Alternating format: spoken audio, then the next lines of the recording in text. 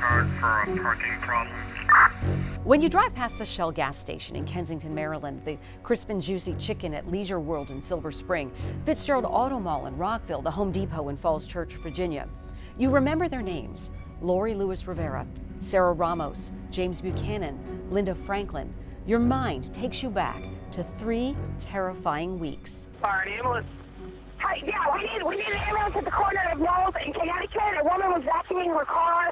Something blew up. She's unconscious. She's got blood coming out of her nose and her mouth. And where? Knowles in Connecticut Avenue. The invisible killer is still out there somewhere tonight. Police here in Rockville and throughout the Washington area are working overtime, hoping to find the sniper before he shoots again. She's bleeding from the head and she's not moving.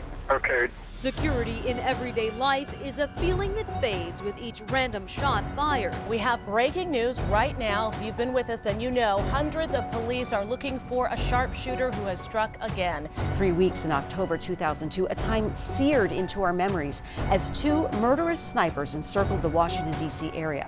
A time when we all realized that our life or death in those 22 days was just a matter of chance. I'm Melanie Alnwick. Welcome to our Fox 5 podcast, 3 Weeks of Hell, the DC Snipers. I had just started my 3rd year at the station when all of this happened, and I was working the night side shift. It was really incredible. Hey, and I'm Bob Barnard. I was here for about 5 years when this all started, and I was actually working a day shift. And Melanie, I remember I was called in earlier than I was supposed to be, and they said, hey, a couple of people have been shot and killed in Montgomery County, like near each other, but we don't think it's related. We don't know. Can you get in here real quick? So I got showered and came right in. By the time I got in, they said, all right, so the 3rd shooting was, and I'm like, what do you mean, a 3rd shooting? They're like, there's been a 3rd shooting at a gas station up in Aspen Hill. And I think I cursed aloud. I was like, what the hell is going on? I'm sure you did. And they're like, get out. You're going to the mobile station on Connecticut Avenue up near Aspen Hill. And Doug Wilkes, the photographer, and I got in a car and headed up there. And it was the beginning of 3 weeks of sheer madness in this area. It was. And here we are now, some 20 years later, looking back on that time when really everyone we knew was in the grip of fear and disbelief. The sniper started his spree last week on Wednesday, firing a shot into the Michael's craft store in Aspen Hill. No one was hurt. However, less than an hour later, the sniper killed a man in Silver Spring. The next morning, the carnage continued in Rockville, where a man was killed. And within 90 minutes of that shooting, the sniper killed 3 more people in Montgomery County, 2 at gas stations, 1 at Leisure World. Fox 5's Bob Barnard and Melanie Alnwick are following different aspects of the intense investigation. We begin now with Bob. Take a look behind me. This is the gas station, the mobile gas station. The vehicle you can see there is a silver minivan that is behind the police tape. That's the van that the nurse was in. There is blood, frankly, splattered on the other side of that van. On the other side of the van, still parked at the pumps, is the cabbie's car. My hands were shaking, and I got out of the car and I called 911, and I saw the taxi driver was laying down and there was a lot of blood, and I was trying to explain to the 911 operator where I was and what had happened. If I had got out immediately, grabbed my bag, got out, and not being a little bit nosy and what's that guy doing, then it would have been 50-50 who he would have shot. That same night, the sniper killed his 6th victim in the district this time. It could be any one of us. Sitting on the front porch, it could be us, could be me, could be you, could be anybody. What's the matter with him? He just got shot. Help me! Are you okay, Iron? Okay. The spree continued, though, Monday morning with the shooting of a 13-year-old student in Prince George's County. That boy remains in critical condition. I was gasping for air. I was turning pale. I was losing so much blood. I had to roll the window down to help me breathe.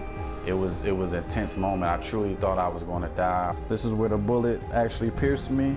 This was all immediate surgery. These here looks like other bullet wounds. They was just like maybe bags of blood. They had to feed me through my veins, essentially, because if I would have eaten or drinking anything, I could have choked on myself. Then Wednesday night, the sniper took down a man in Manassas. The hit happened just after 8 o'clock last night at the Sunoco gas station in Manassas. Now, if the shooting is in fact linked to the sniper killings, this will be the 10th unexplained shooting in a row. The victim in this case, a well-liked 53-year-old civil engineer. I didn't really think it was you know, in my neighborhood. And right there, that's just, it's scary. 10 shots fired, 9 people struck, 7 killed. The addition of Prince William County to the shooter's fields of prey has strengthened the task force's size and resolve. On given days, we might be trailing with teams of federal and local officials, 16, 18 people on a given day. What generally ended the surveillance on those suspects would be another shooting. They basically killed everybody. That was the randomness. You know, there was no rhyme, no reason to it. They just killed everybody, maximum fear. Chaos follows the apparent trail of the serial sniper. Traffic is slow to a crawl, plans are canceled, and businesses are feeling the effects of communities in lockdown. So your husband shot? My wife. Where's she been shot? She shot in the head. You should understand that I hope to God that someday we'll know why all of this occurred. Thank you. And just hearing that, seeing it, if you're watching the video, it really does bring me back to that time. And I know you too. We were just so involved in it and wanting to get people all the information. And the anchors at the time too. So if you're hearing that, you may recognize some of those voices. Tracy Neal, Laura Evans, Will Thomas, who spent so much time there at Montgomery County Police headquarters covering the breaking developments. And also in this podcast, we're going to talk to some of the people and their remembrances of the time, but we're going to also go into places we hadn't heard before, hear some of those untold stories from investigators and other people who witnessed this firsthand. And some of those 911 calls, I mean, my goodness, it does take you back, obviously. You know, when you hear those heartbreaking calls and some of the people you may have not heard from before, we heard a couple of voices, including Iron Brown, the then 13-year-old who was shot and badly wounded there outside his middle school in Prince George's County. You know, witnesses to the murders, survivors of the sniper's deadly aim. Dr. Carolyn Namro, who you heard there, she watched in horror one of the 5 murder victims get shot on that fateful first day, October 3rd, really. A part-time cab driver named Prem Kumar Walekar. He was shot at a gas station right before her eyes. I did realize it was a gunshot, and then I looked up.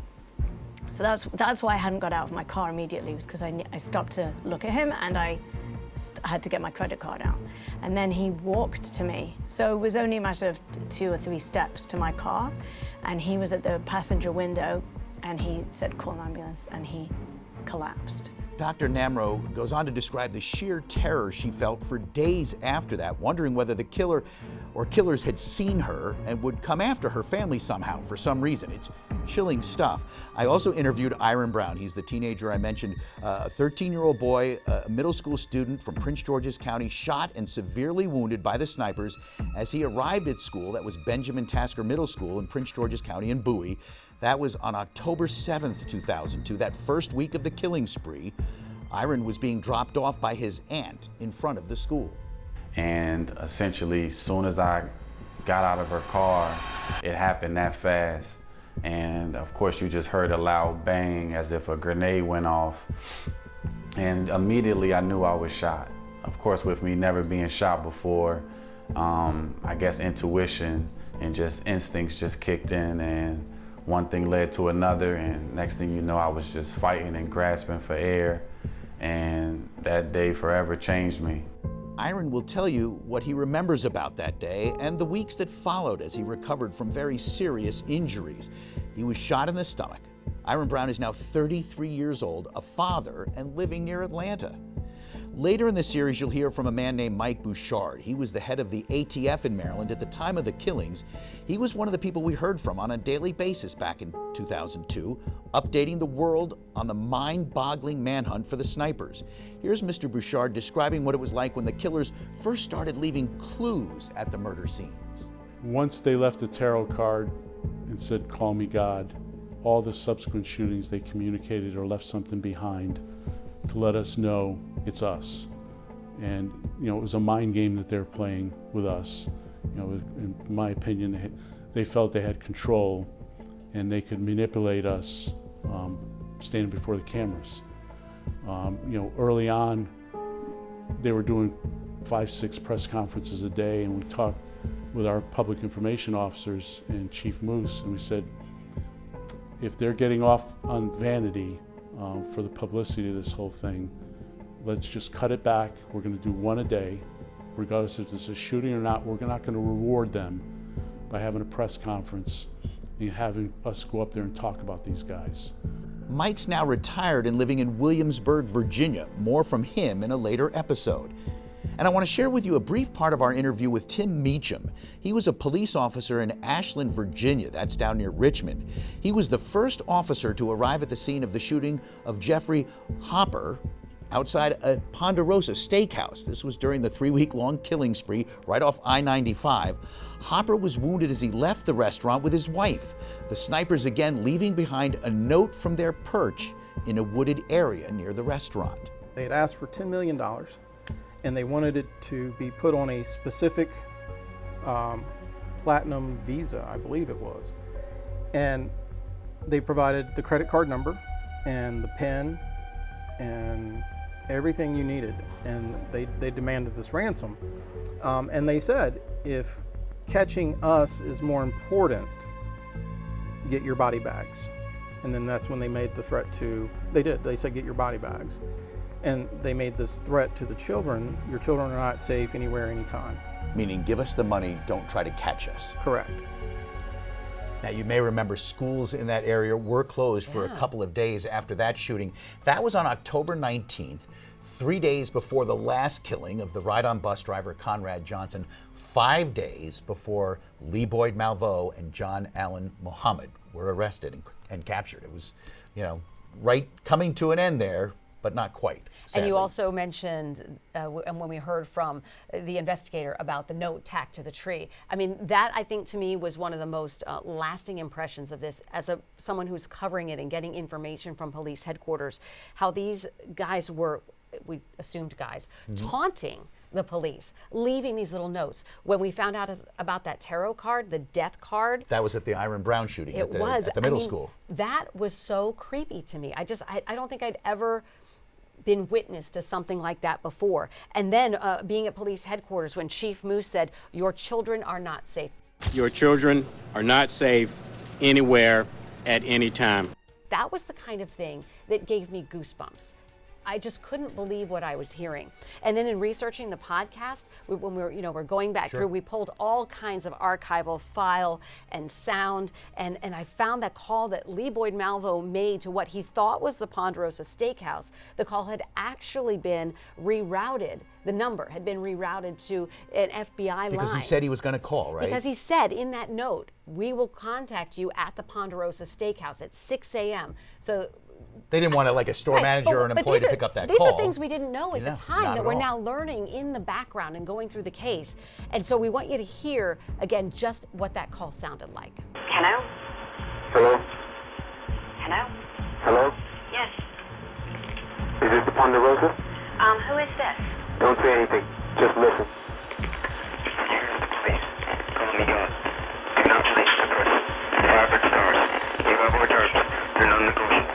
If you choose option 1, you will hold a press conference stating to the media that you believe you called this matter by the duck in innocence.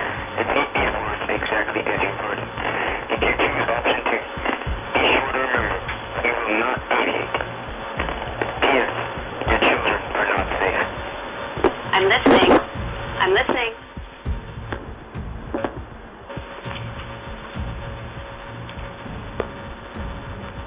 Hello? Hello?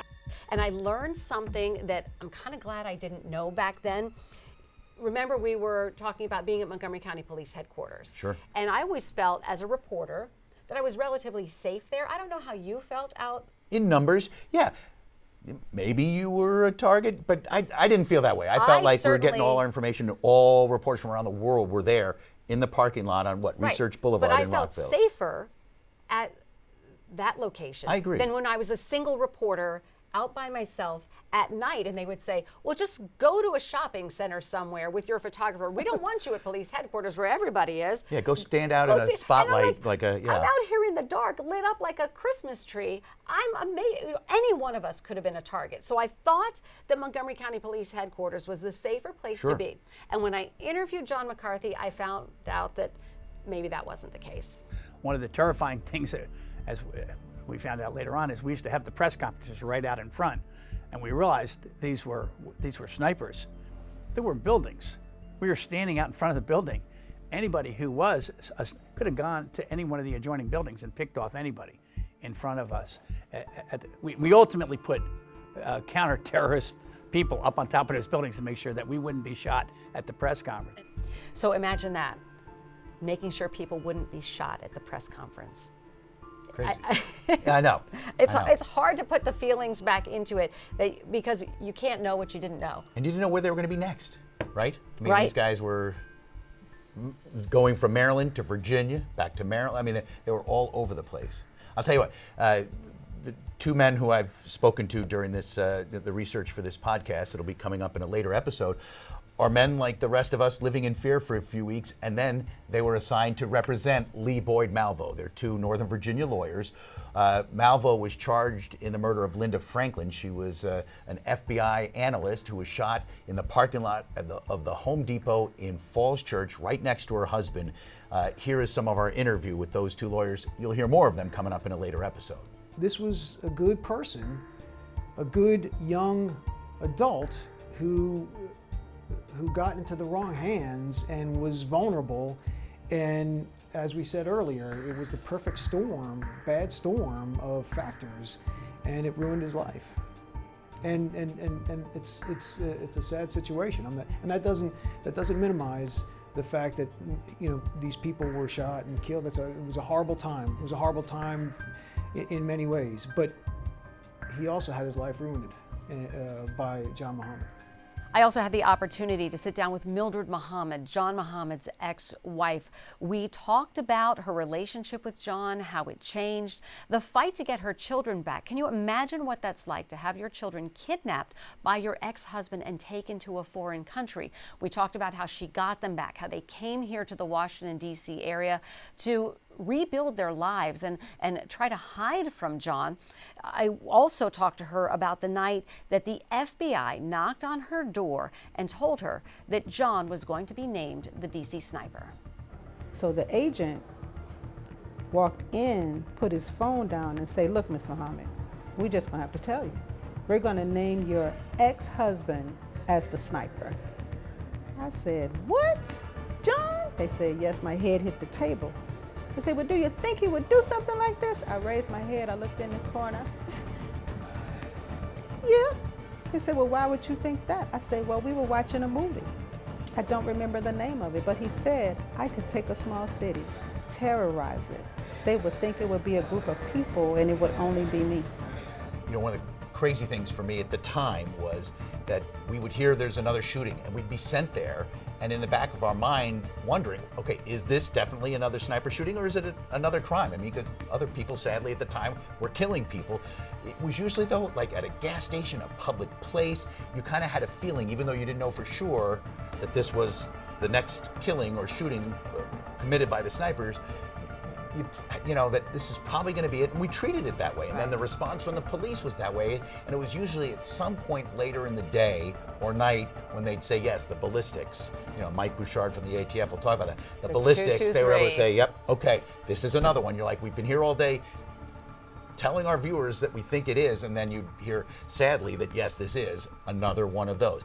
I will say, just contemporarily today, anytime personally or on the job, I'm driving up Connecticut Avenue from the DC area, Bethesda, what have you, north, and I pass, it's now a Sunoco station, but it was that mobile gas station there in Aspen Hill on Connecticut Avenue, just before it merges again with Georgia Avenue. Every time I think of being there that day, because on that October 3rd day when the cab driver was killed at that gas station, that's where that was the first little command post. It was the third of 4 daytime shootings that day. There was one more that night, but that's where we ended up going, and where the police went, and the prosecutors. John McCarthy was there, Chief Moose was there, and so I can't help to this day going by there and thinking that. But also, for us, it's a memory. It kind of comes and goes. But for so many people who lost somebody, witnessed one of the shootings and its immediate aftermath, who were part of the frustrating manhunt for those killers during those 3 weeks in October 2002, the Beltway sniper case remains a sorrowful and harrowing part of their daily consciousness. Absolutely. And you know, what's really interesting to me also is what was going on behind the scenes. You're talking about waiting for those press conferences to come and getting the information. And we know now they took that command center from Aspen Hill and they set up literally an entire investigative bureau overnight, where there were different rows, a tip would come in, those tips get vetted, it goes to another person, it goes to another, and so we're going to hear more of that from John McCarthy as well. And also what's interesting is the things, like you said, the things you didn't know. That's what we're learning a little bit more about. And a lot of people who weren't really closely following the murder trials, as we're doing all of this, even when you look in the FBI files, they say that this began on October 3rd. Right. But then we come to find out that that's really not the case. Muhammad and Malvo were in the area earlier, and even before September, they were methodically planning this out and practicing their plans. And I spoke to a man, Paul LaRufa. He is actually the very first victim of the DC snipers. He was shot in early September, a month before the mass shooting started happening, and here's some of what he told me. Well, I shut the door, and within several seconds, the window next to me exploded. There was a big bang which deafened my ear, my left ear, and the window exploded all over me. That was the first shot, and then there were 4 more shots, and I was shot, which was just the most confusing, mentally confusing thing. I mean, you know what's happening, but it's just so crazy that you can't comprehend it. But I knew it, you know, and I slumped over in the seat, and I knew I was bleeding. So Bob, you know, this happened outside of his restaurant in Clinton, Maryland. Turns out it was really just about a mile from where Mildred Muhammad had been hiding with her children in that townhouse. It was assumed to be an armed robbery, but no one really had connected the dots until Paul LaRufa's laptop was found in the back of the Chevy Caprice. Oh my goodness. When Malvo and Muhammad were finally arrested. So you're going to hear more from Paul LaRufa coming up in episode 2 of our podcast, 3 Weeks of Hell, the DC Snipers. And you can find this, we're glad you're hearing us now, but you can find this podcast on all podcast platforms and also through our website, fox5dc.com. We hope you come along on our journey.